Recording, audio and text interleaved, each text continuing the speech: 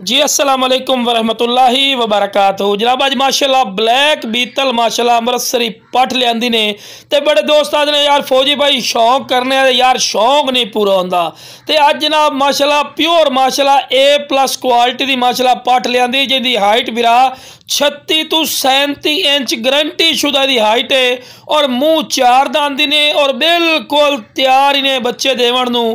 और बिरा मेरी कोई लोकेशन ते आना चाहे लोकेशन ते आके बिरा इंची टेप मार के ले जा सकते हो। ठीक है बिरा खूबसूरत इन्हें माशाल्लाह कन्न दे लापर चेक कर सकते हैं भी चंगे लंबे कन लंबी वेल और गर्दन की लंबाई वेखो ये हुसन वाले बकरी जी होंगी ना उसकी पहचान होंगी है। तो दोम बिल्कुल तीर वाली कर सीधी और रेशम वाली कर पशम बरीक पशम दे विच ने और पहले सूए दे विच ने ते मूँह बिरा चार दांत दे। लो बिरा इस तो बाद तुहानू फेस ब्यूटी चेक करो कमाल दी माशाल्लाह फेस ब्यूटी सू और कन्ना दी चौड़ाई और लंबाई भी तुसी चेक कर सकते हैं तफसील नाल विखा रहे हैं। तो कुंडली वाले सिंह सू छोटे छोटे तो मुँह चार दांत बिरा चेक कर सकते हैं तसली नाल चेक करवा रहे हैं। तो लो बिरा पहले सूए चवाना चड्डा वेखो केडा प्यारा बना रही है और इंशाअल्लाह अल्लाह दे फजल करम नाल बिरा 1.5 तो 2 लीटर दूध वाली इंशाअल्लाह गारंटी शुदा बनसी ज्यादा दूध हो सकता है घट नहीं इंशाअल्लाह होगा।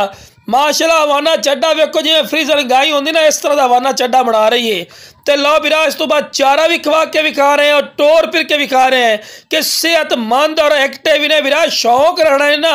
तो इहो जो शौक होंदा है दोगलियां टैडियां चीज़ां लवण का फायदा कोई नहीं होंदा बिरा एनू आंदे शौक नस्ल क्वालिटी और चीज और चंगे हैवी बकरे तू क्रॉस होइए निक्के मोटे तू नहीं बिरा क्रॉस होइए बिरा रेट भरना पौसी लेकिन शौक नस्ल और क्वालिटी वालू किसे गल घट कोई नहीं। तो जिस बिरा नू चाहिए जनाब